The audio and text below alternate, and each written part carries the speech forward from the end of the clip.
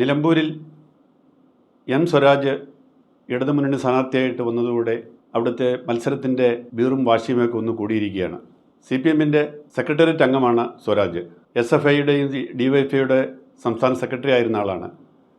അതുകൊണ്ട് സ്വരാജ് CPM-നെ സംബന്ധിച്ചോളം ഒരു കരുത്തനായ സ്ഥാനാർത്ഥിയാണ്. സ്വന്തം പാർട്ടി ചിഹ്നത്തിൽ മത്സരിക്കാൻ CPM തീരുമാനിച്ചത് വഴി ഇതുവരെ ഉണ്ടായിരുന്ന അവരുടെ സമീപനത്തിൽ വലിയ മാറ്റം വന്നിരിക്കുകയാണ്. കാരണം കഴിഞ്ഞ കുറേ വർഷങ്ങളായിട്ട് അവരവിടെ പരീക്ഷിച്ചുകൊണ്ടിരുന്നത് സ്വതന്ത്രന്മാരെയാണ്.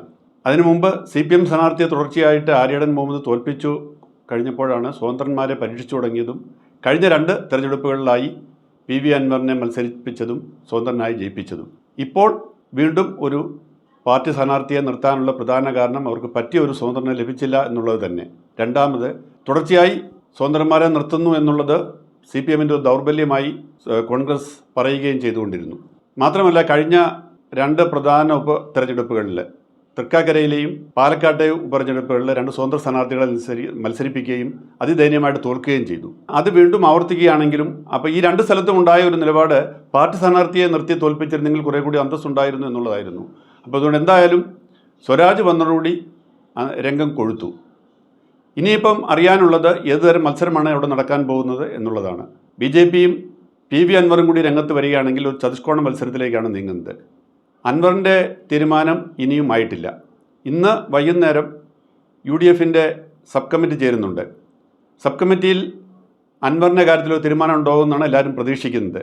പക്ഷേ UDF സബ് കമ്മിറ്റി കൂടിയാലും നിലപാടിൽ കാര്യമായ മാറ്റം ഉണ്ടാവാൻ സാധ്യതയില്ല. ഇവിടെ കാര്യം നിസ്സാരമാണ്. ആരാദ്യം പറയണമെന്നുള്ളതാണ് പ്രശ്നം. പിണറായി തോൽപ്പിക്കുക എന്നുള്ളതാണ് അൻവറിൻ്റെ ലക്ഷ്യം. UDF-നെ സംബന്ധിച്ചും അത് തന്നെയാണ് ലക്ഷ്യം. എങ്കിൽ പിന്നെ അൻവറും കോൺഗ്രസും തമ്മിൽ ഒന്നിക്കുന്നതിന് യാതൊരു തടസ്സവുമില്ല.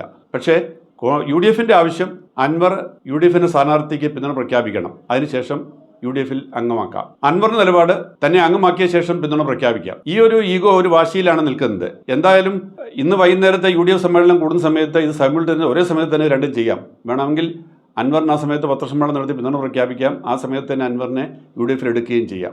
അത് അൻവറാണ് തീരുമാനിക്കേണ്ടത്. പക്ഷേ അൻവർ ഒരു വലിയ ധർമ്മസങ്കടത്തിലേക്കാണ് പോകുന്നത്. അൻവർ മത്സരിക്കുകയാണെങ്കിൽ പ്രധാനമായുള്ള ചോദ്യം അൻവർ ഇതുവരെ പറഞ്ഞ പിണറായിക്കെതിരായിട്ട് അൻവർ മത്സരിക്കുമോ അതോ കോൺഗ്രസിനെതിരായിട്ട് മത്സരിക്കുമോ എന്നതാണ്. കാരണം അൻവർ പിണറായിക്കെതിരായിട്ടാണ് മത്സരിക്കുന്നതെങ്കിൽ അത് കോൺഗ്രസിൻ്റെ നിലപാട് തന്നെയാണ്. അപ്പോൾ അൻവർ ശരിക്കും ഒരു ധർമ്മസങ്കടത്തിലേക്കാണ് പോകുന്നത്. അൻവറിൻ്റെ നിലപാടിനെ കുറിച്ച് അൻവറിന് ആളുകളെ ബോധ്യപ്പെടുത്താൻ ബുദ്ധിമുട്ട് വരും.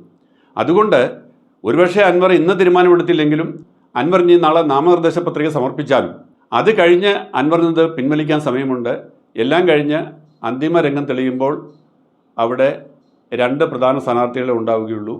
അത് എം സ്വരാജും ഷൗക്കത്തും മാത്രമായിരിക്കും. മൂന്നാമത്തെ സ്ഥാനാർത്ഥി BJPയുടെ സ്ഥാനാർത്ഥിക്ക് അവിടെ കാര്യമായ പ്രസക്തിയൊന്നുമില്ല. 10,000 വോട്ട് പോലും നേടാൻ കഴിയാത്തൊരു പാർട്ടി മാത്രമാണ് നിലമ്പൂർ പോലൊരു മണ്ഡലത്തിൽ BJP.